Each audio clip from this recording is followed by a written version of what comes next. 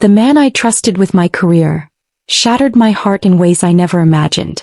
My name is Emily Carter. I'm 27 years old and I live in Chicago, Illinois. When I first got hired at a well-known marketing firm downtown, I thought I had finally made it. It was the kind of place people my age only dreamed about working at. Tall glass buildings, expensive coffee machines, and bosses who looked like they belonged on the cover of a magazine. And then there was Daniel Whitman, my boss. Tall, confident, perfectly dressed in his tailored suits. He carried himself like the room belonged to him. And for a while I thought he cared about me. He praised my ideas, smiled at me in meetings, and even sent late-night texts that made my heart race. I told myself it wasn't unprofessional, it was special. Maybe even fate. I worked harder than ever, believing he saw potential in me. Believing he saw me. But one evening, after staying late to finish a campaign, I overheard him laughing in his office. My name slipped out of his mouth between jokes with another manager. He wasn't praising me, he was mocking me. Every compliment, every smile, had been part of a cruel game. I stood there, frozen, my chest tightening until I could barely breathe. The man I thought cared about me had been using me both for work and his own amusement. That night something inside me cracked. I walked out of that office building with my hands trembling and my heart breaking. And as I stared at the city lights of Chicago, I thought that was the worst night of my life. But it was only the beginning. The next morning I walked into the office with a smile plastered on my face, but inside I felt like I was bleeding. Daniel greeted me as if nothing had happened, his voice smooth and casual, like he hadn't shredded my dignity the night before. That's when I realized something chilling. He wasn't just cruel in private, he was toxic in public too. During our Monday meeting, he dismissed my campaign pitch in front of the entire team, rolling his eyes and smirking as if I were a child playing pretend. "We'll stick to something professional," he said, cutting me off. The room went silent. My cheeks burned while he moved on as though my work didn't even matter. It was then my best friend at work, Maya, squeezed my hand under the table. She was the only one who noticed the tears brimming in my eyes. At lunch, she whispered, "Emily, he does this to everyone. He's dangerous. Don't let him get inside your head." But Daniel had already gotten inside my head. I'd believed him, trusted his words, maybe even trusted his touch. And now I was trapped in a cycle of humiliation and confusion. Later that week, Daniel called me into his office. His voice was smooth, persuasive. "Emily, you'll join me tonight for dinner with a client. It's important for your career." It wasn't an invitation, it was an order. I wanted to say no. Every nerve in my body screamed to run. But I also knew what saying no could cost me. My position, my reputation, my future in the company I had fought so hard to join. That evening, as I stood outside the restaurant in my black dress and trembling hands, I realized I wasn't walking into a dinner. I was walking straight into a trap. And yet, I had no idea that fate was about to push me into someone else's arms. I wanted to escape, but fate pushed me straight into a stranger's arms. The restaurant was one of those places with dim golden lights and polished marble floors. Daniel walked in beside me, his hand pressing a little too firmly on my lower back as he guided me to the table. I felt like a prop in his performance, a pretty accessory for him to show off. The dinner was unbearable. He interrupted me when I tried to speak, laughed at my suggestions, and even joked about me being just the assistant. The clients chuckled along, not realizing the knife twisting inside my chest. Finally, I excused myself and stepped outside to breathe. My hands were shaking as I leaned against the cold wall. That's when I heard a voice. "Are you okay?" I turned and saw a man, maybe in his early 30s, with kind eyes and a loosened tie. He introduced himself as Ryan Mitchell, a consultant who had been working with the same clients. He'd noticed how uncomfortable I looked inside. I'm fine," I whispered, though my voice cracked. He gave me a look that said he didn't believe me. Suddenly, Daniel stormed out, his jaw tight. "Emily, what are you doing out here? Get back inside." Before I could answer, Ryan stepped forward. His voice was calm but firm. "She needed some air. I was just making sure she's okay." The tension in the air was electric. Daniel narrowed his eyes, clearly irritated at Ryan's interference. And then, with a boldness that stunned me, Ryan slipped his arm lightly around my shoulders and said, Actually, she's with me. My breath caught. For a moment I didn't know if I should push him away or thank him. But the look in his eyes, protective, steady, made me feel something I hadn't felt in weeks. Safe. Daniel's smirk vanished, replaced by a cold glare. Be careful who you get involved with, Ryan. It's complicated. Ryan didn't flinch. No, Daniel. What's complicated is the way you treat people. That was the moment I realized Ryan wasn't just helping me escape an awkward dinner. He was stepping into a dangerous game I never asked him to play.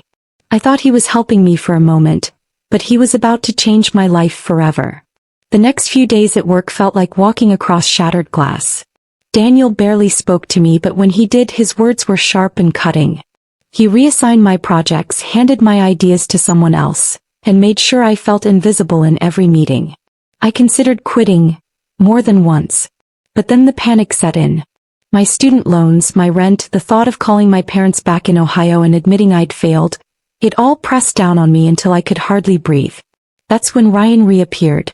He texted me saying, "Coffee? No pressure. I think you could use someone to listen." I don't know why I went. Maybe because I had no one else. We met at a small cafe on the corner of Wabash, the kind with warm lights and old jazz records playing softly. I expected small talk, but instead he just let me talk about work, about Daniel, about how stupid I felt for falling into his trap. Ryan didn't judge. He listened, nodded, and said softly, "Emily, being kind and hopeful isn't weakness. It means you cared." He's the one who abused that. For the first time in weeks I didn't feel foolish. I felt seen. But the peace didn't last long. The very next morning, Daniel called me into his office. He leaned back in his leather chair, smirking like a cat with a trapped mouse. "I hear you've been spending time with Ryan," he said. "Be careful. People might start thinking you're desperate." I clenched my fists under the desk, every nerve in my body screaming. "With all due respect, Daniel, my personal life isn't your concern." His smirk widened. "Everything about you is my concern. Don't forget who signs your paychecks."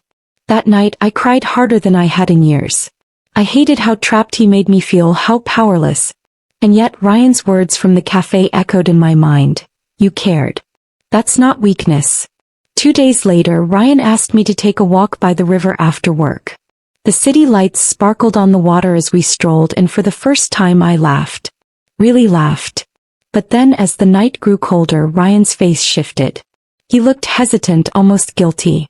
"Emily," he began carefully, "there's something I need to tell you. I used to work at Whitman and Company. I left after only a year because Daniel tried to pull the same manipulative games with me. I saw how toxic he was, how he destroyed people's confidence. And I swore I wouldn't let him do it again, especially to someone like you."